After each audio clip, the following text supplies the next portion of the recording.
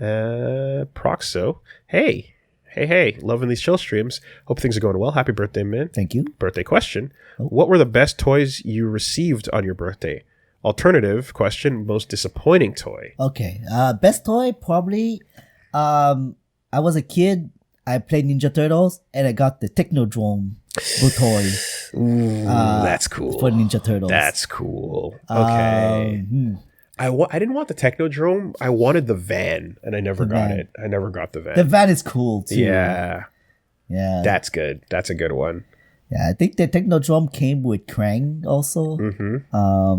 Yeah, I enjoyed that as a kid. Yeah. My best was, and I'm so mad at myself because I regret it now, but I got the Reboot power loader. The exoskeleton, right? And it was the really rare accessory that you could put. So the toys were already rare, but they made a full-on exoskeleton that was like the Aliens exoskeleton style. Oh, right. Okay, I remember now. Yellow and black with the tail and the claws. Yes, and okay. And I had one of those, and it was the coolest shit, and I really loved it. But at the time, my brother and my cousin had RC cars that they would go to the park and race. And I always felt left out because I didn't have one, and I wanted to race with them too. And like they looked like they were having so much fun driving it all the way down the road and everything. So I asked, I was like, I know I can only get one. Is it okay if we get our RC car and exchange this one instead? And I was able to exchange it for an RC car. And it was a cool RC car, but now I'm like, I don't even care about that. And I would have loved to have had the actual exoskeleton, because that's a really rare collectible. Like Reboot toys to begin with are already like when you can't find those, and then on top of that you add that super special thing to it. I'm like, damn, I should have kept that. Yeah, but of course on top of that, you're still in love with Reboot. I mean, yeah, the Reboot that you love. Yeah, the RC car was cool though. Like it was basically a trade to like race and play with my brother and cousin, as opposed to this toy on its own, where at the time I'd be like, okay, and then it would go back in its box or whatever. But this would be like a social activity that felt like I could get more out of it. So, it's an asymmetrical thing, but it felt worth it at the time. It's only years later as a collectible thing where I'm like, no, Reboot means more to me than a random Tyco RC. So you guys had regular childhoods, I presume. Yeah, okay. Growing up, I guess you asked for toys for Christmas and your birthdays. And at which point did you stop asking? Yeah, for toys and right. things.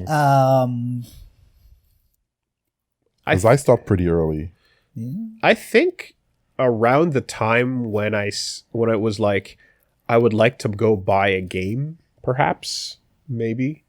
So and it's console gaming. Console gaming. And it was like, okay, look, there was a point where it was kind of like, if you want to get your game or whatever, like this is how much money you got. You can afford this, and we'll forego this other stuff, and you can just take this and go get the game you want to get or whatever. Right. Okay. But probably 13, Wow. something like that. I guess for me around 14, 15, when I no longer want toys, like old enough to not want toys, but So at 14, you're in like grade 8. yeah. Sounds And about right. Still asking for toys? Hey, shut up. Well, no, I was saying video games. Yeah, okay, but like I'm talking about toys. Toys. Toys? Toys. Yeah, I think I stopped around like grade 7 or so. Okay, grade 7. Yeah, Yeah. okay, so... And I like... I guess it's the transition 12, from elementary school to high school. to secondary school, Right. right? So at that point, you just want to be, oh no, I don't want to be a kid anymore. I want to be older. But I also remembered switching to like, okay, I don't want to play with these, but I have cool stuff I want to like display. Right. Okay. So there was a dollar store that had Collectibles. there's a dollar store that was next to the Carry hot dogs, right? And they had Chinatown Gundams that did not fit together, that were horribly made, and it was by Ben D. Right, the little logo on the side was Ben D, and the stickers did not peel off or go onto anything. Like they had a sticker, and it was all one sheet, and you had to like cut it out yourself and put it on. Or it was just horrible. But I bought. They cost nothing. They were like $5 or whatever. So I'm like, I'm gonna buy the Gundam wings. I'm gonna buy the Epion and the heavy arms and all that shit. Yeah. And that was kind of like, there was those ones, and then there was also these Chinatown Dragon Ball figures that were also dirt cheap and Bootleg, super bootleg, yeah, horrible. But it was kind of like, oh, I want these to just put on my shelf, not to play with, and that was like a transition of like toys to figures, exactly. Yeah, okay, yeah. Right. Okay. Yeah. So why do you ask? Oh, just because like for me, like I didn't really ask for toys until like, well, at the beginning I would ask for things, but then around like 6 and 7, you're okay. Santa doesn't exist. And then you ask a console to your parents and they're like, Christmas. And you're like, you'll get it on New Year. Then New Year comes and you're like, can we get it? And you're like, you'll get it next week. And then you realize that you're not going to get it. And then you're like, you know what? Stop asking. I'm going to stop asking. Maybe there's a reason. Okay, I understand that we're not like necessarily the richest people. So I kind of like grew up from that at a young age. Okay. Okay, yeah. I think early on I passed to like consoles. Okay. I guess the TurboGrafx is like the last toy that I asked for real. So if something comes, and if it doesn't, it doesn't. But expectations are set from a young age to like not expect. Yeah. Well, that's a product of circumstances, obviously. Yeah. But I was fine with like going outside and doing things, Yeah. I had a train set when I was a kid that was like, it was used. So there was one part of the train tracks that didn't align with the train. So it would go like, and then I would just like move it across like STM style and then keep going. Okay. The service is out. Just fucking keep going. No, I like that train set. It was cool. I think like, because there's a point in time, there's a couple of years where almost like, again, saving money and effort, me and my brother would get a thing together, right? So there was I talked about how like sometimes it'd be like, hey, you're born in December, well, guess what, your Christmas birthday gift, here you go. Right, that was the thing. So that sucks when December baby. And sometimes it would also be like, it's both of your thing, right? That's not cool, right? But like, well, it depends on what it is. If it's a console, I'd be like, so the first time that happened, it was like a Super Nintendo. Okay, it was like, and you're like, fair, good, super fair. That's very understandable. No problem.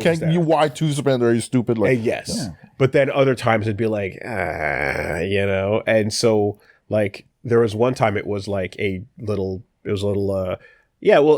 talking about because the Tyco RC stuff, we got the little loop track thing, but it was lame and it barely worked, and they wouldn't do the loop-de-loop, they just fall. They go, and it was just like, nah, this, and I think that's where I if I'm not mistaken, I think my brother got his RC after getting rid of that. Oh, okay. Because like neither of us really wanted it, but then that was just his. I feel like that's kind of what happened, and then later on he would race it with my cousin, and then I was like, oh, I want to get mine later. I see. Yeah. Sometimes, sometimes you there was times where like as well too, I feel like I wouldn't. There were years where our gift came from other family sending cards, like grandma would send a card with some cash. That's cool. And then like classic. Yeah. And we'd be like, okay, well, we'll go do something with that, So I remember like we kind of went and tried to get I want to say it was like a super soaker. And I think like we had enough for one, and we went to Toys R Us, and it was at Christmas, and then like No, we were both buying Nerf guns. That's what it was. We were both buying Nerf guns, and like we got to the cash, and then like the person in front of us or behind us just went, "Oh yeah, I'll cover that," and bought that. Whoa. Yeah, and me and my brother were like, yeah, just told hey, Merry Christmas, and bought. And I was like, this is the best. Oh my god, That's you know, crazy. like it was the biggest deal in the world. We're like, oh, we can still buy something, you know. It was like we didn't even know how to process that. It was super chill at the time, and the person was like, yeah, sure, no, Merry Christmas, and like made our year ridiculous, you know. And yeah, my brother got a secret shot, which is the Nerf gun, where it was a pistol where you when it's empty, you can go like this, but then underneath. Yeah. And it was just like you have a little like pew, you know, like, oh, you got me. And then the other one was I got the Warthog, which was it would fire 2 at a time, and then it had like a reloading thing at the bottom, you know. But yeah, that was kind of what it turned into after a while. It was just like, okay, if we got a gift card from somebody, or if we got a, you know, like some cash from like the 20 in an envelope from grandma, you'd be like, okay, let's pool it and see what we can get, you know. So usually when you when you receive cash, do you get to use that cash how you want, or your parents control that cash? Because for me, it was my parents. I received whenever I receive a cash, my dad was like, "Okay, I'll take it up. Okay, so you already have that amount of money." So I need his permission to get whatever what toys or what games or whatever I want with that cash. So I did not have the control of the cash myself. You know? The whole childhood. Yeah, The whole time.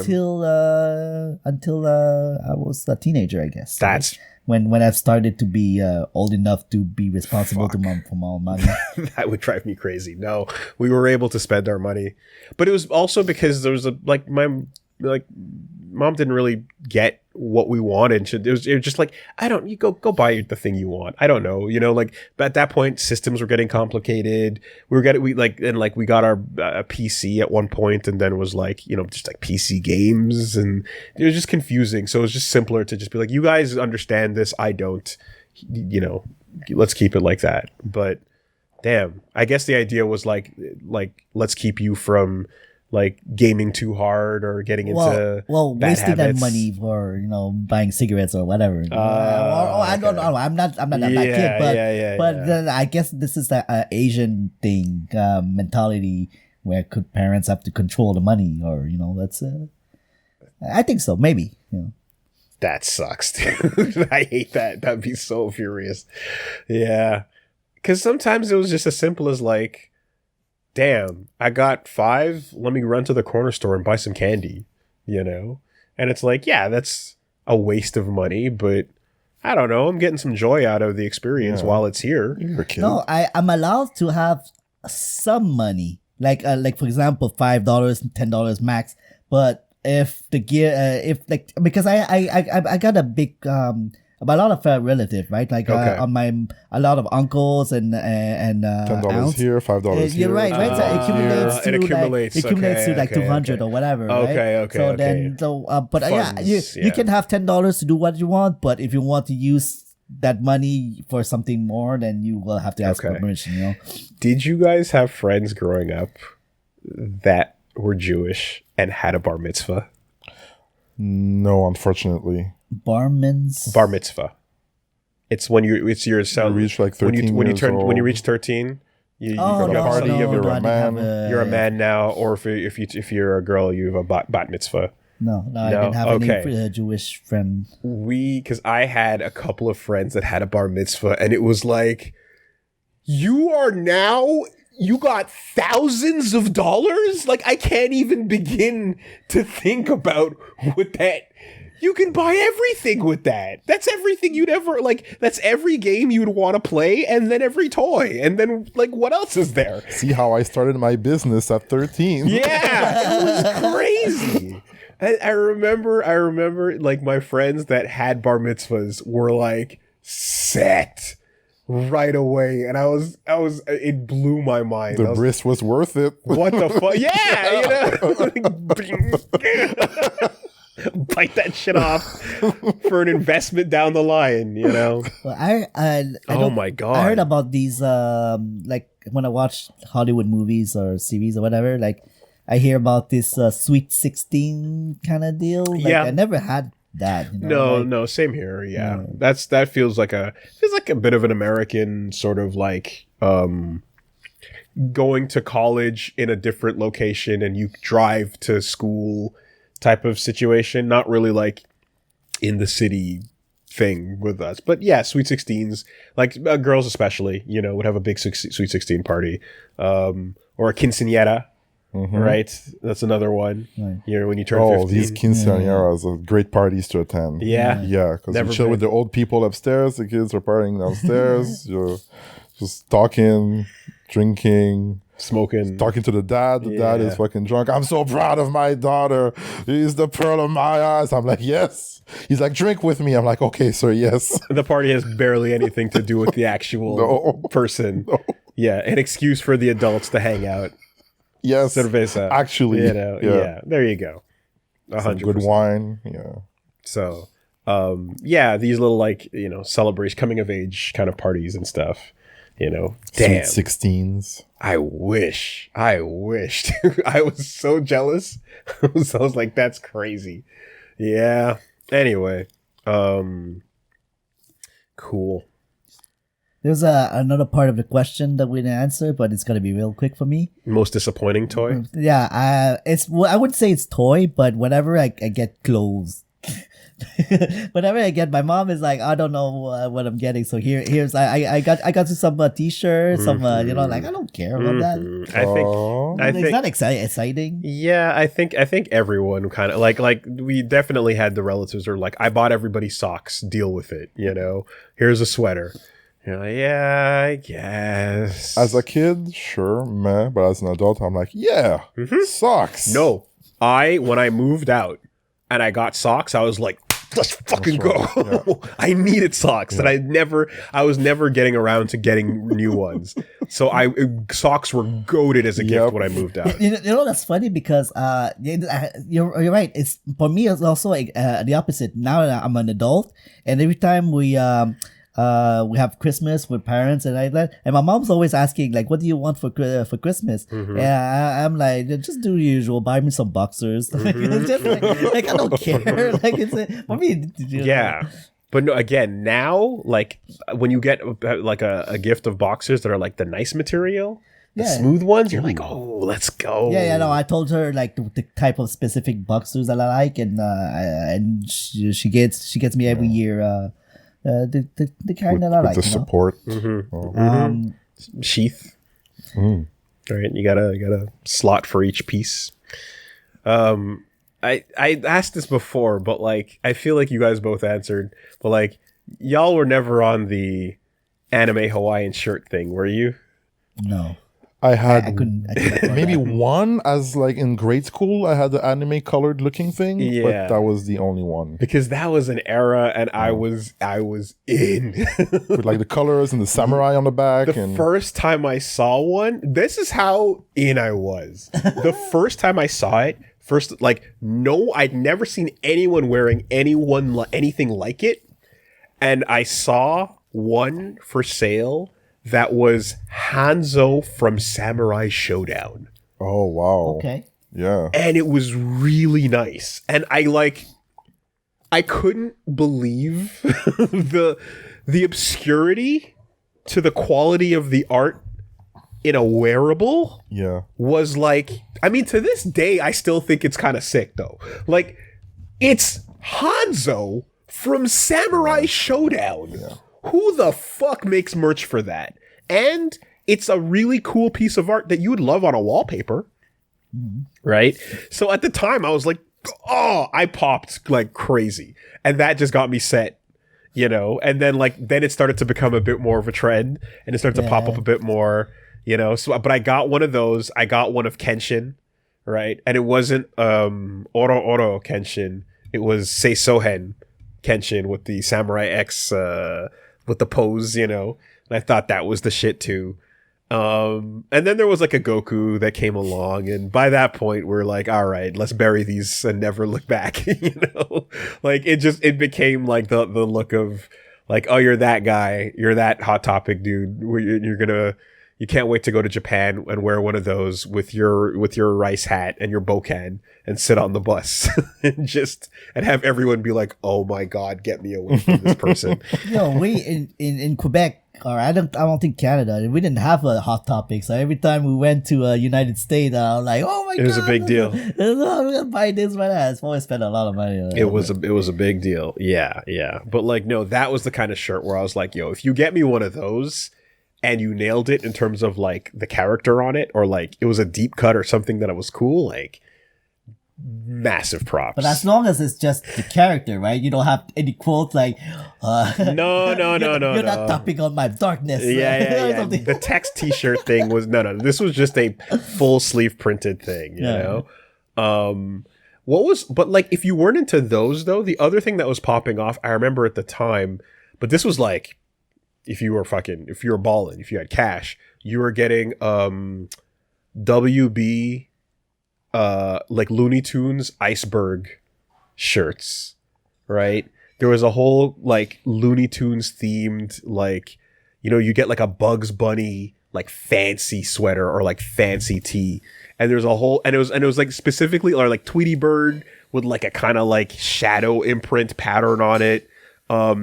I want to say this was like big in New York specifically, like it was an East Coast thing for a bit, but is around that time where it's like if you could rock one of those, and then you could also get like a chain with like a little Tasmanian devil on it or something, that it was fly as shit.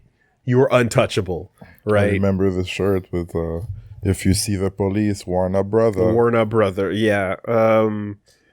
But that was a specific time and a specific place. Yeah, if you just Google like iceberg Looney Tunes, that was a absolute era. That was the shit at the time, but you could not afford it. So iceberg is just a brand. Iceberg's the brand. Okay, yeah. So I was, because the whole time you were imagining, I was thinking an iceberg where Bugs Bunny is on top, but under the water is all everything else. That's why I couldn't understand what the description was. Lot 29. Yeah, look at this shit. Yeah, okay, all right. Lot 29. Lot 29 Looney Tunes. Man. Big. Yeah, that's the move. 1,000,000%. There was Oh, I remember these. Yeah. Hold up. Hold on a second. This is worth pulling up. Lot. All right. Lot 29 Looney Tunes. Wow. What an era, man. Couldn't afford none of it. Knew a dude that would rock these and come back showing them off. All right. Let's go. Look at these jeans. Look at these jeans, though. Look at these jeans. Yep. That's crazy. Right? Yeah, the one with Wile E. Coyote. Dude, Clips. Yosemite Sam. Yeah. That was dope, though, actually. That was it. Right? This type of shit? With the fucking... Yeah, with the drag on. This was a time, man. The Wile E. Coyote on the left, that one I've seen a lot. Okay, like the graffiti style. Yeah. Like spray painted, like in memoriam type shirts. Like when someone passed away, you wear that to the funeral. Jesus Christ. Okay. If you didn't know this, you were untouchable. The drip was ridiculous with Daffy. And that's so like one of these, right? You rock like this type shirt, right? And then you get a nice, and then you get a chain with Taz on it over it, right? Like that. Or the same chain as wearing, right? Literal or something like, yeah. Okay. Good. Sick. Good. I was like, what are you talking about? And like, oh no, I've seen this. I've seen this for sure. Fly Looney Tunes. Yo, Marvin the Martian? Oh my God. All right. Anyway. Next stream, we're going to see Woolie wearing one of those. Nah. I got no room for clothes, man. I'm done. Like, the rotation is a problem. Because I described this before, but like back on Best Friends, we got into the gaming t-shirt Cold War. And it was just like, could you wear a really cool gaming t-shirt with an obscure reference on it and then just not say anything? And then everyone else would be like, damn, that's pretty sick. Yeah. Like, How much? So I go like, I walked in with my Mishima Zaibatsu like baseball tee and you just don't acknowledge it, And it's just like, Like, oh, what's up, guys? Yep. Key and Peele with the hats, with the old lady making the hat on your head. That's it, right? So I got too far into that game, and we had way too many of those T-shirts, and we had to get rid of a whole lot of them. You get rid of them when you moved out, right? Yes, Like yeah. It was a problem. Shirt Cold War. I miss your old hat, Woolie. Yeah, that was a time. I wore it for all of Best Friends, and then after the group split, I stopped wearing it. So, I wanted a rebrand. I wanted a distinguished character design update. Kind of like after the breakup, she cuts her hair. A little bit of that. She looks fire. She looks flames. Yep. I don't know how many people actually necessarily noticed that, but that was specifically when I put the hat down, so to speak.